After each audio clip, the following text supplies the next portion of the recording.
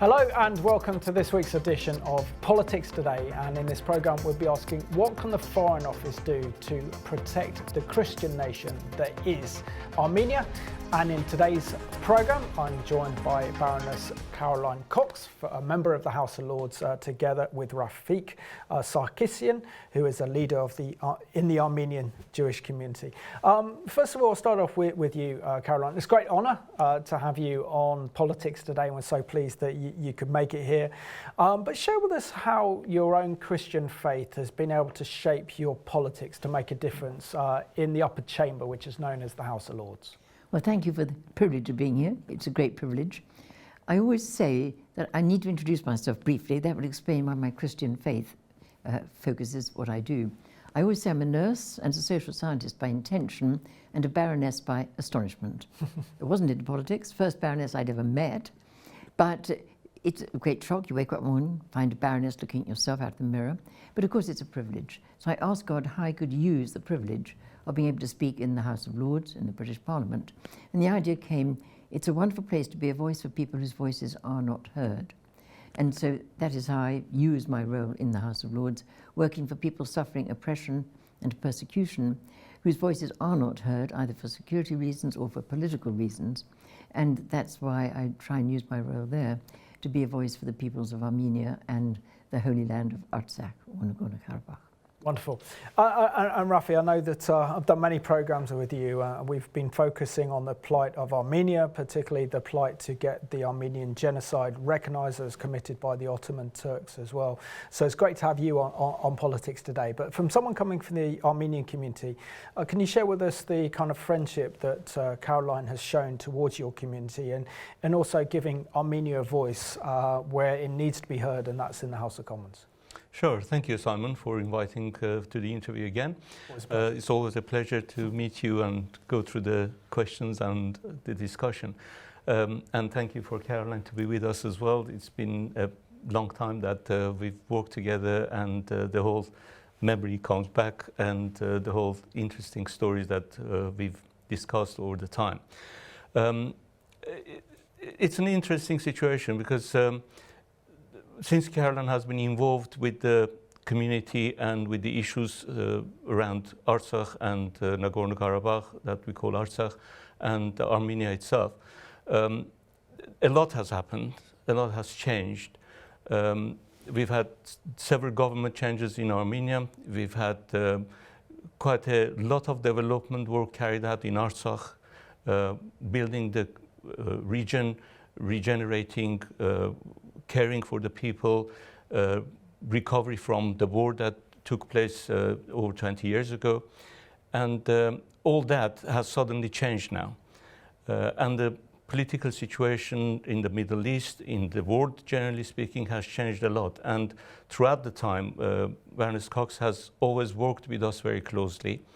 Baroness Cox also has a first-hand experience of what actually is happening in the region.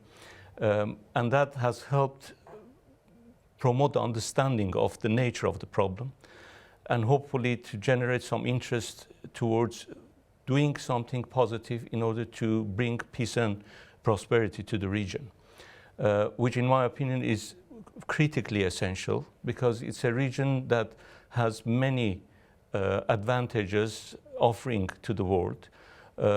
It's a highway between the East and West. It's very close to Europe.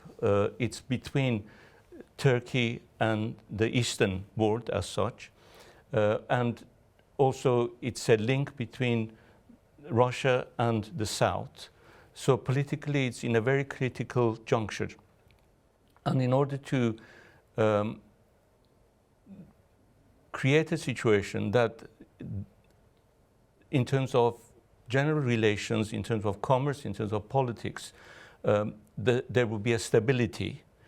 It's so important for people like Baroness Cox to inform the political circles as to how we can achieve a peaceful solution that would generate a longevity in a situation that everything can actually function properly, rather than we face continuous wars, continuous difficulties and challenges that makes life difficult for everyone on every side. Absolutely, thank you, Rafi. And Caroline, it's important, isn't it, to stress how important, significant Armenia is. I mean, firstly, there's the issue of the Armenian genocide, which is the biggest ethnic cleansing of Christian minorities in history. Over 1.5 million were murdered at the hands of the Ottoman Turks during the First World War, and still the Armenian people are seeking to get that genocide recognised. And if it hadn't happened, then we would unlikely would have had the Holocaust. So it's such an important issue. Armenia is also then surrounded by Islamic states as well, and being a Christian nation and being the first Christian nation into existence with the early church. So its historical, its spiritual significance is incredibly significant. But can you just share with us how important Armenia is? Well, as you said, it is the first nation to become Christian in 301, and it is located in a part of the world which is very, very vulnerable because it is surrounded by fairly hostile nations, but it does hold a front line of Christian faith for the rest of the world, and I think those of us who are Christians would say thank you for the Armenians for holding that front line of faith at a very high cost. But the genocide happened, as you mentioned, but then in the early 1990s, Azerbaijan started trying to eliminate the Armenians from the Holy Land of Artsakh. Now, Artsakh is a bit of ancient Armenia that Stalin, in his divide and rule tactics, took away from Armenia and located inside the Republic of Azerbaijan. And it's about the size of Wales, and it's got some of the most ancient Christian churches, stone crosses in the world. Christianity always goes back to the 4th century when you look at the wonderful heritage that's there. But the big problem is Azerbaijan has been extremely aggressive. It's been trying to get rid of the Armenians out of that land. Azerbaijan claims it belongs to Azerbaijan, and they started another war in September 2020, where again many Armenians were killed, and they annexed and now occupy a significant part of Nagorno-Karabakh. So it is a part of the Christian heritage that's on the front line of faith and freedom, but it is suffering a great deal from aggression from Azerbaijan and from Turkey. So it needs a lot of prayer, but it is very significant indeed for its history and its current situation. Absolutely. And Rafi, can you just explain a little bit about the current conflict at the moment? Because, you know, it was a big battle between Armenia and Azerbaijan in the 90s after Armenia declared its independence with the breakup of the Soviet Union. Before it was under Soviet control, then you gained your independence and now end up fighting Azerbaijan. And share with us the kind of recent conflict that flared up in 2020, almost in the midst of the pandemic that Azerbaijan invaded Nagorno-Karabakh. That's right. So after the collapse of the Soviet Union, Armenia, as you said, announced independence. That was followed by Azerbaijan also announcing independence. And at the same time, people of Karabakh carried out a general, what do you call the term, a referendum, and clear majority. And the Nagorno-Karabakh has always had very large number of Armenians compared with Azeris or other nations, including some Kurds. So over 80% have been always Armenian, naturally because Stalin gave that region to Azerbaijan, so Armenians have always been there. And from there, the conflict starts in terms of Azerbaijan claiming that that's an Azeri land, and Armenian population claiming that with referendum we want to be independent as well. So the issue of independence of Nagorno-Karabakh or Artsakh has come about at that point. And from there the story develops. And what happened at the time the war took place, going back to late 1990s, and from there Nagorno-Karabakh more or less became an independent entity controlling the internal affairs through parliament, through democratic processes. And as I said briefly, the regeneration program took place and it developed from there. Since then, the campaign carried on in order to achieve independence. Armenia was very careful not to recognize the independence so that it doesn't create a direct conflict with Azerbaijan and also Turkey. And sometimes it got blamed as to why aren't you recognizing, since it's part of the same nation. But obviously politics needs to be played correctly and carefully. Unfortunately, no other country recognized, and they were all holding back, waiting to see what will happen. The situation continued. Unfortunately, over that 20 years, the governments and the leaders didn't manage to come to a reasonable solution that would solve the issue of the demand of the independence for Nagorno-Karabakh. And it got to a level, and especially after the recent prime minister was elected and took control of the government, the negotiations went wrong, basically. At least the previous negotiations were getting to a situation of a stable, ongoing conflict. But with the new government, it became actual conflict that wasn't having any promising future. And at the same time, Turkey's politics directly got involved. If you recall, there was a military exercise, joint military exercise in Azerbaijan between Turkey and Azerbaijan, and that was the warning signals already. And I was sure that that will not stop at an exercise and something will happen, and lo and behold, it did. And they invaded Nagorno-Karabakh or Artsakh, and the conflict started into a proper war. And it ended up after 2 years of about 5,000 to 6,000 young Armenians being killed with drones and bombs and everything. And again, this is essentially Turks doing this again over 100 years later. That's exactly, also yes. So it seems that there is nothing that holds them back from what they would want to achieve. They always had the road to negotiations, but they decided to stop that and get into war. Given the circumstances of what Russian politics currently is under, they were unable to intervene that much. So Armenia suffered greatly. And Caroline, you're no stranger to war zones, are you? So share with us your experience of visiting Nagorno-Karabakh in the 90s and how it compares to the situation now, because you have that first-hand account and you've been able to produce reports on the situation, parliamentary reports, so the Foreign Office should be reading them and realising that Armenia is a key ally to Britain, and pray it continues. Well, that war in the early 1990s was horrific. Azerbaijan committed so many war crimes and crimes against humanity.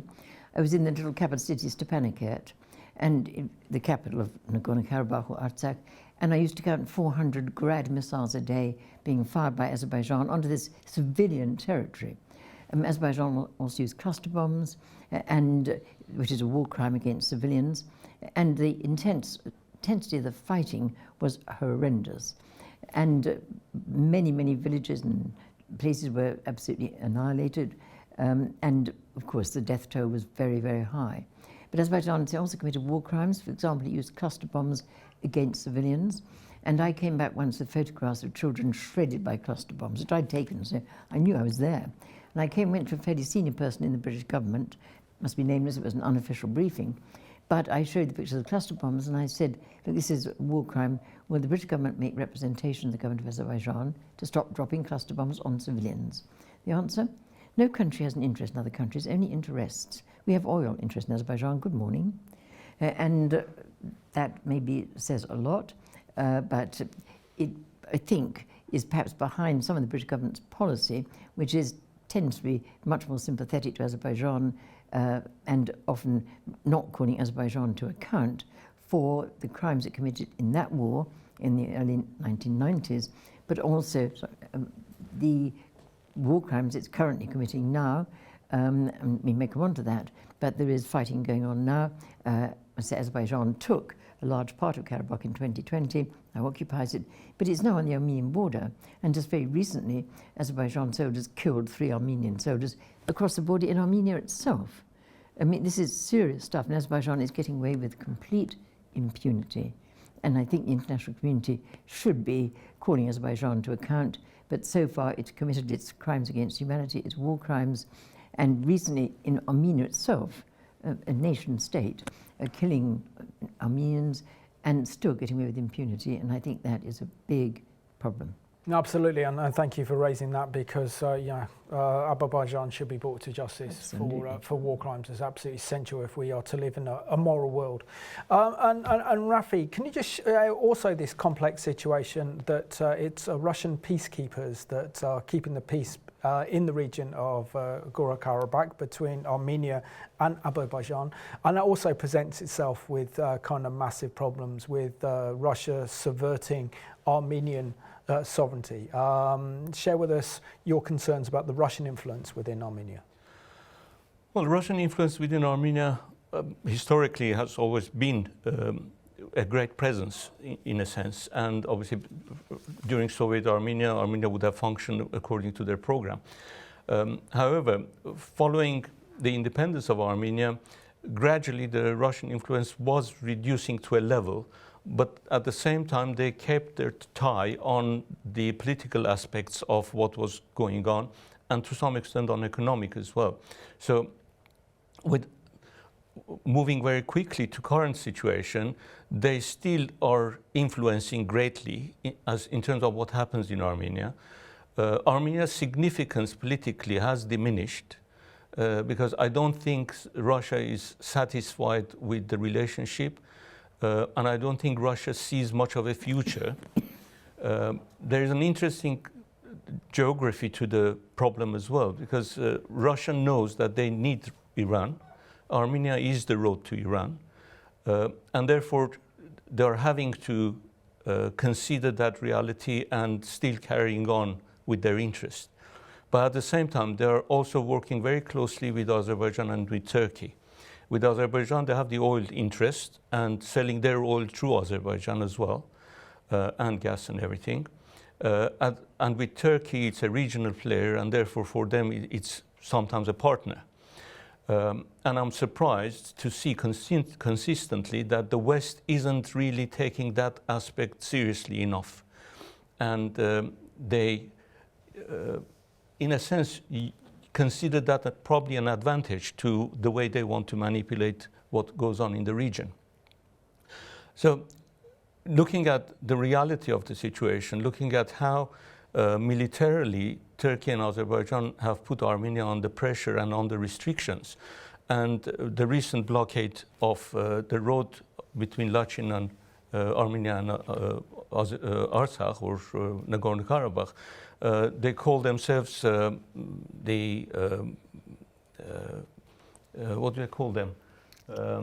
Peacekeepers? No, it's to do with environmental. Environmental, yes. Yeah.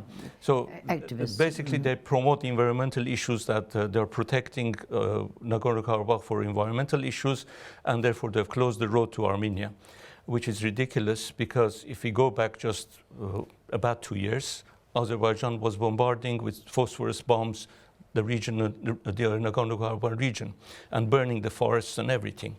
So what was the environment then, and what is it now? Why don't we protect it the way we should be doing? So the whole scenery is ridiculous to start with. Azerbaijan politics, unfortunately, is based on oil, and therefore no one is caring about what else goes on in the region. And it's so important for the Western world to realize that in a long-term relationship, they can't just prioritize oil. They need to look at it in a longevity sense and consider what will be the future of the region. And when the oil finishes, what's going to happen then? Yep. And obviously, natural resources aren't endless. Of course. And Caroline, can you just share with us, we've got less than about 8 minutes left of the programme, the humanitarian crisis caused by the closure of the Lachin Corridor. which is, as Rafik said, the only route to Armenia. And Azerbaijan has been blocking this since the 12th of December 2022. So share with us the humanitarian situation this is causing. Yes, it's extremely serious. I mean, it is basically a war crime, a crime against humanity being perpetrated by Azerbaijan. As you said, it's the only road from Armenia by which goods can come, food, medical supplies, and they also tend to cut off power. So the Armenians who are left in Artsakh and Nagorno-Karabakh are actually undergoing another potential genocide because they're being denied the food they need, the medicines they need. Sometimes patients cannot get out from Karabakh into Armenia for surgery that they desperately need. And it's an extremely serious situation. We support a rehabilitation centre in Stepanakert, and all credit to the staff there. They are keeping going, looking after little children, elderly people with strokes, wounded soldiers and so on.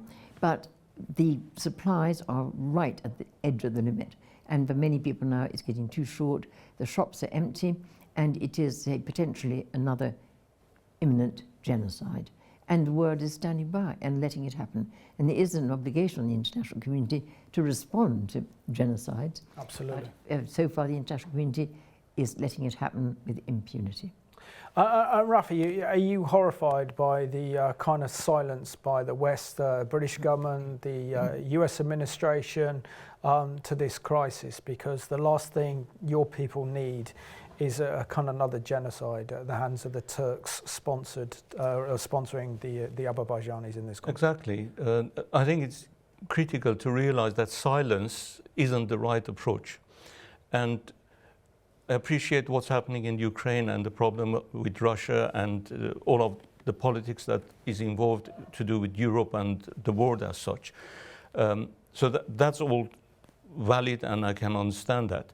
And all of the rallies that are taking place, the military supplies and assistance to Ukraine to resist what's happening and Russian invasion, etc., that I can deal with as well. However, if you go through the parallels of occupying Nagorno-Karabakh, cutting food supplies and everything and medication, and then no one is saying anything, how do you compare the two?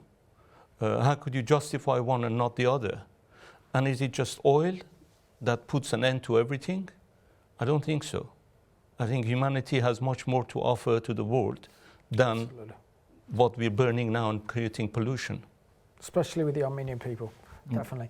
And Caroline, for our viewers watching this programme today, as a member of the House of Lords, what can they do in terms of writing to their elected members of Parliament and also to writing to the Foreign Office? How much influence does that have and how much impact does that have on British foreign policy, particularly to Armenia? Well, in the House of Lords, one has a chance to raise these issues and questions. I've had questions in the House of Lords raising the issues of what's happening to the Armenian people in Artsakh and Azerbaijan's war crimes, crimes against humanity.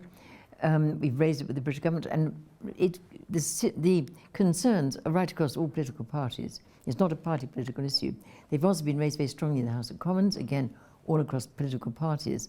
But so far, I'm afraid to say, seems to fall on deaf ears.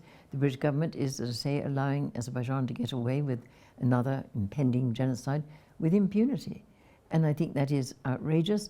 And I hope maybe the international community will mobilize and require the international community and its governments to require Azerbaijan to stop committing crimes against humanity and war crimes and imposing another genocide on the Armenian people who are trapped because of the blockade of the road, trapped in that historic Armenian land of Nagorno-Karabakh. And Rafik, we're down to about probably about 4.5 minutes of the programme left. How can the Christian community here in the UK, in particular, rally behind the Armenian people? Because I mean, you come from a great nation, you're a great people, you've suffered so much as a people, and yet you've given the world so much in terms of science, in terms of technology, innovation. Well, I think the most important thing that the Christian world can assist us with is to promote, first of all, recognition of the independence of Artsakh or Nagorno-Karabakh people. It's their rightful request that they've made through a referendum, through a democratic process, and Azerbaijan is denying that. The second important thing is to spread the information, rally with their MPs, and get the parliament to take the necessary steps in order to have some political influence on Azerbaijan and Turkey to stop this persecution and to give some peace and prosperity to the region, which will help them as well. And they can live together peacefully. I know of very many Armenians and Azerbaijanis or Turkish people that are friends and have made great friendship, and they have a history between them.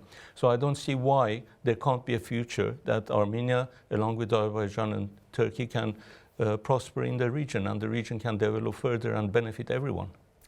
And Caroline, we can't allow the weight of history to repeat itself, can we? I mean, the Armenian people suffered horrendously over 100 years ago at the hands of the Ottoman Turks, virtually ethnically cleansed. This is where we got the whole concept of the walking marches into the deserts of Syria to die, the burning of Armenians in caves, putting them in concentration camps. And again, thanks to the Azerbaijanis, with backing up with the support of the Turks, this is happening again in our day. How imperative is it that Christians speak up on behalf of the Armenian people and speak out against this incredible injustice? Well, it's urgent. The recent war that's been taking place, Azerbaijan perpetrated the most horrendous atrocities. When it captured Armenian soldiers, it would torture them, but it would take their phones and it would take pictures on their phones of the torture and then the beheadings and the killings, and they'd send them back to their families. I mean, that is evil, in my view. And I remember hugging a lady last time I was in Armenia, and she'd lost her husband. She did not dare look at her phone in case she saw the terrible things they were doing to them.